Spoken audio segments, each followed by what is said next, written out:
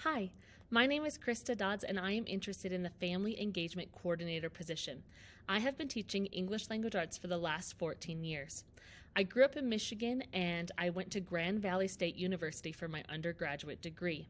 In my senior year, I was able to participate in a one-year teacher assisting and student teaching program. First, I was placed with a 10th grade English language arts classroom in a high school in Coopersville, Michigan. There I was able to support students who had failed 9th grade English and they were recovering their credits as 10th graders. I was there for half a day, 5 days a week for an entire semester. Then I was placed with a 6th grade English language arts classroom in inner city Grand Rapids, Michigan. That classroom was mostly about writing and about teaching kids how to write. There I learned tons of skills about how to reach students in their writing and how to help them build their skill sets. I was also able to participate in a month-long program overseas in the Netherlands where I helped out and did some teacher assisting with students who were learning English as a second language.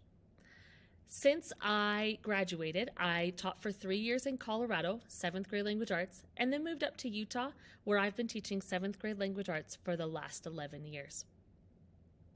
Since the pandemic, I've been working more and more with virtual learning, and I would definitely like to continue in that path. For the Family Engagement Coordinator position, I have many skills and experiences that I think would help me be an asset to your school. The first one is in the area of communication. I learned in college from a professor that in teaching, you can never over-communicate nor over-prepare, and I've definitely learned that to be true. I would also add to that you need multiple methods of communication. We use an app called Parent Square at our school, and it's been very helpful to help parents stay informed and connected, help students stay informed about due dates, about projects, and different things coming up within the school. I also use email and Canvas messaging, and sometimes I have to discern when it's helpful for me to have a virtual meeting with a parent, an in-person meeting, or a phone call. Sometimes with harder issues, like a student who is not being successful in my classroom, either academically or behaviorally, I've learned that it's way better to talk to a parent in person or face-to-face.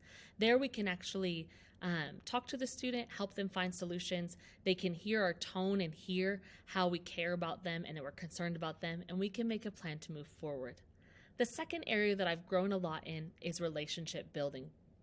I've taught a diverse number of students, from students with IEPs, students who are English language learners, students who have behavioral needs, and students who are gifted and who are honor students and ready to move on and excel.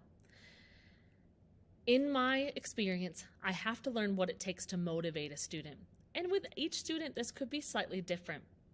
When I was first teaching, I was able to attend a conference where they talked about 6 different keys to motivating students. One of the biggest ones is success. If a student doesn't feel successful or they don't feel like they have any chance to be successful, then they're probably not going to try.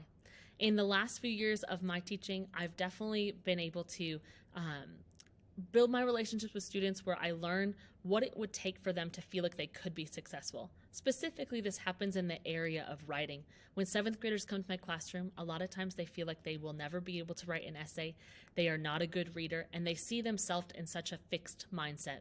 We do a lot of things in the classroom about growth mindset to show them how they can actually influence their brain and influence their own learning. The last area is collaboration. As a teacher, I've learned that I cannot do this alone. It takes a great partnership between me and my colleagues and the students and the parents. In our school, we have teams, and I've been a team leader since I started working here in Canyon School District.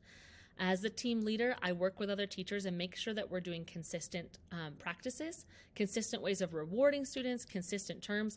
It's really helpful when we use the same vocabulary to help students make those connections between their subjects. Overall, I've seen just how it's such a benefit to work with other people in regards to helping students be successful in my classroom. Sometimes there's a student that I'm very frustrated with that I cannot figure out how I can reach them, how I can help them be successful, and I'll have a colleague who connects with them better. And so talking with them helps me see that student from another perspective. These are just a few of the skills that I could bring to this position at your school. I'd love a chance to talk with you more about it.